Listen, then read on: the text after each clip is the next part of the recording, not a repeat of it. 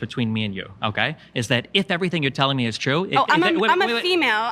You're so wearing that's Make America Great Again hat. I'm a female. Okay. Yeah, I just put it on. I had a cowgirl hat on. That's the difference that I'm talking about. I don't care if you're a woman or not. I'm a female and you're a male. And He was friends with Epstein. You haven't seen the videos? They danced together, partied together. Epstein said I was his closest friend. He's not supported the pedophilia part. The only people supporting pedophilia that's not are true. the left. Trump gave a speech about 20 years ago where he said Epstein's a great guy. He loves young women. A lot of them are very young. Nudge, nudge, wink, wink, laugh, laugh. So yeah, I think he's pro-crime and pro-criminal. So you think and I think he's soft on sex offenders. Do you have that means anything to me? So that gap, obviously, I'm sure you've recognized the gender gap has been debunked so many times. It's almost foolish to debunk it again. Well, you could say, that most women will go into jobs where they're making less, but then it does answer the question of why do we not value women's labor? Plato said opinion is the lowest form of human knowledge, for it requires no accountability. The highest form of knowledge is empathy, for it requires us to suspend our egos and live in another's world. In today's world, debate is often misunderstood as having verbal fight with people who have different opinion or different ideology. The goal is not having understanding, but it's about winning and humiliating others. Whoever speaks louder or humiliates the others is more likely perceived as a smart person or the winner. Social media like YouTube shows debate format like 1 versus 20. And Jubilee debate format reminds me of a person who is devoured by lions in Colosseum. And we laugh when this one person loses the argument. But the idea of winning is deeply misleading in debate. If a debate ends with both sides are getting angrier and losing their temper, it's just a waste of time. Plato would argue that this is not victory at all. A debate that destroys the possibility of having healthy dialogue is a failure, not a success. Winning a debate without losing your temper is not about suppressing your emotion or pretending to be neutral. It's about refusing to let your emotion hijack your reasons. From a philosophical perspective, anger is not power. It's actually a weakness. For Plato, debate was not about an intellectual fight. It was a moral practice for cultivating human soul. In the Socratic dialogues, conversation is slow, careful, and often uncomfortable. But it wasn't meant to destroy people. Socrates asked questions not to trap people, but to expose hidden assumptions. His famous claim, "I know that I know nothing," is not just a humility.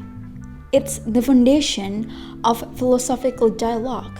And Plato believed that people cannot find truth from chaos. If an argument relies on intimidation, mockery, or emotional pressure, it has already abandoned the meaning of debate itself, because reason requires freedom. A person who feels attacked cannot think clearly. This is the reason why Plato disliked debate that relied on emotion and without having ethical responsibility. In this sense, losing your anger is a failure. It shows that you have let your anger take the place of curiosity. You are no longer pursuing the truth. Instead, you are defending your ego. Empathy is often misunderstood as agreement or being too soft, but in reality, it's intellectual strength. When you have empathy with your opponent, it means you understand the path that led them there. And Plato believed that people do not hold false beliefs because they love falsehood, but because these beliefs make sense within their own experience. At the end of the day, people have different background of education or upbringing. They also have different trauma, different literature they read, and different environment. And those things affect their way of thinking. And empathy allows you to say, well, from your background, fears, culture, and experiences, I can see why this idea feels true to you. This single sentence can do more to improve a debate than showing your anger or hate. When people feel understood, they will feel more relaxed to share their opinion or their experiences. They stop fighting for survival and start engaging in having healthy conversation. Plato's dialogues work really well because Socrates listened. He did not rush to destroy others' opinion. He allowed the opponents to speak fully, even when they are wrong. I think empathy is really important in having dialogue or discussion. Angry, and one reason I do not get angry during debates is because I no longer see politics as a war between left and right. Those labels are not fixed. You know what? In reality, people always change, and their political ideology will keep changing. Young people and those with less money often lean to the left because they feel inequality more directly. They want big changes in the systems. And older people and those who have built wealth often lean to the right because they want stability and protection for what they have worked for. Your income and your stage of life affect how you see the world. Political identity is not permanent. If your views can change with age, money, or life experience, then they are not absolute truth. They are shaped by your situation. So why should I build my entire identity around them?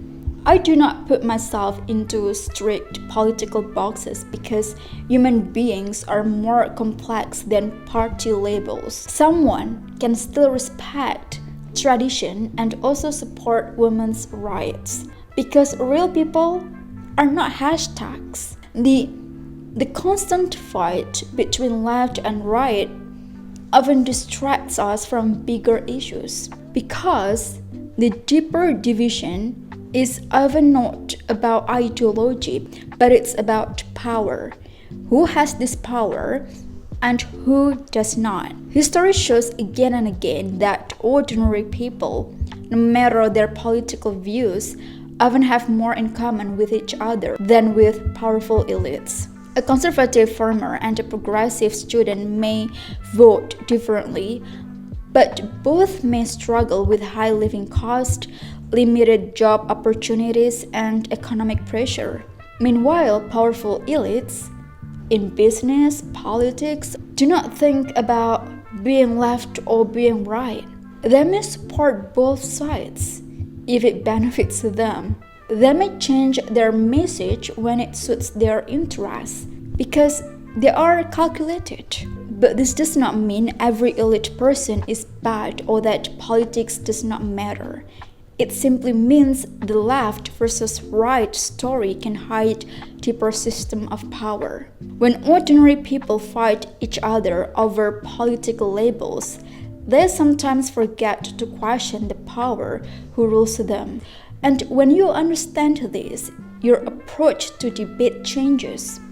You stop seeing the person in front of you as an enemy. Instead, you see someone trying to survive in the same system, just from a different perspective.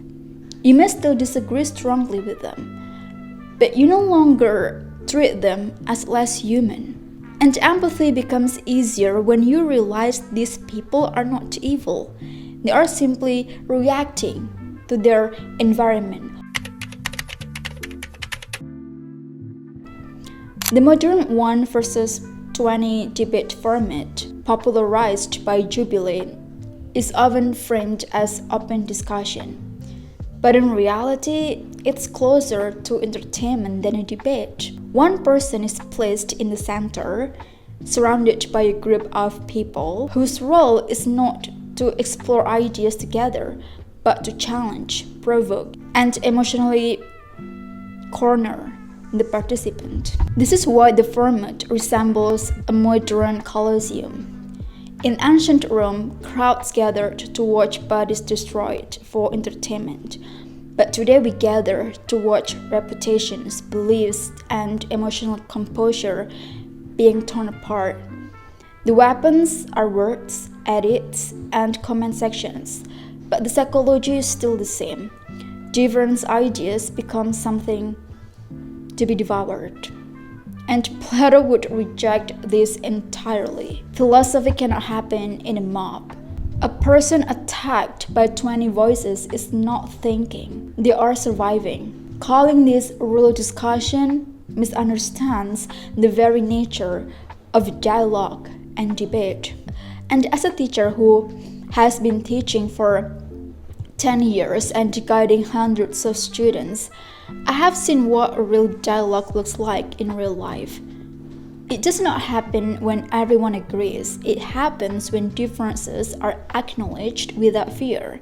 I have met friends with a student who wears a burqa, not because we share the same beliefs, but because she listens to Queen songs.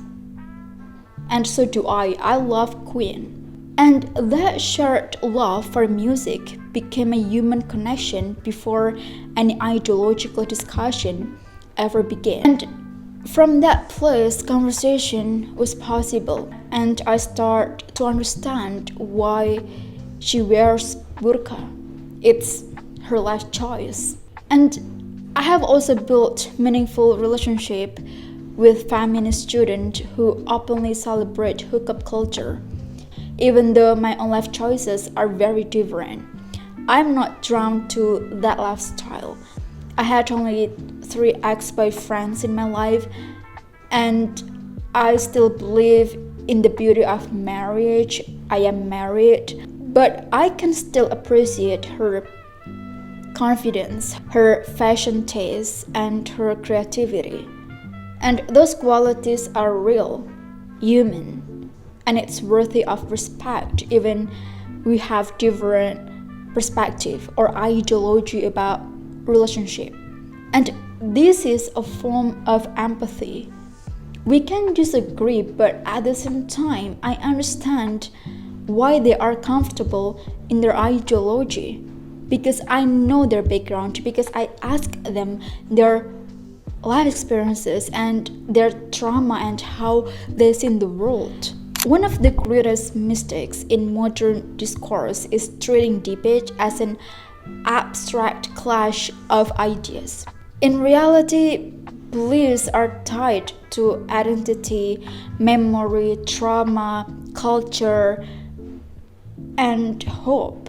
Winning a debate means letting go of your desire to win. It means listening long enough to understand the internal logic of another person's worldview. Modern society is addicted to moral simplicity. Everything must be either right or wrong, good or evil, progressive or regressive.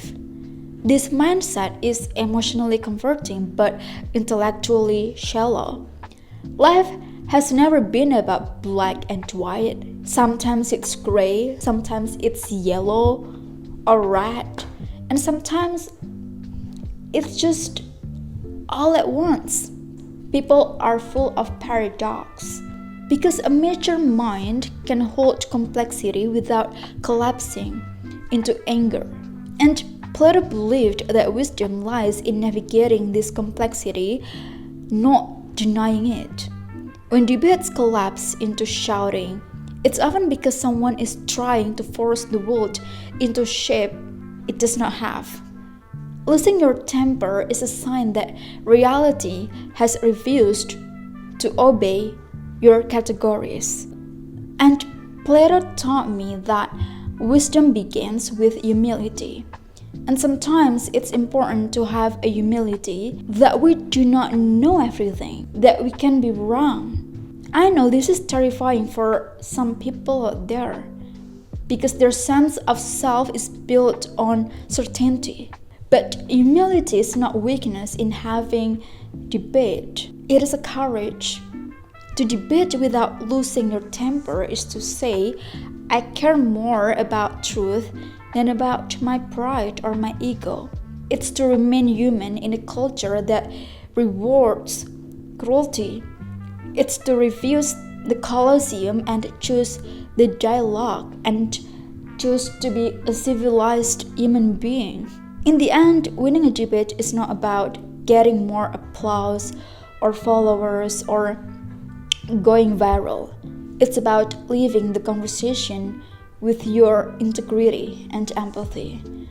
Because discussion is not about destroying other people or destroying arguments. It's about understanding people, and people are so complex. Understanding people is the only way to find the truth.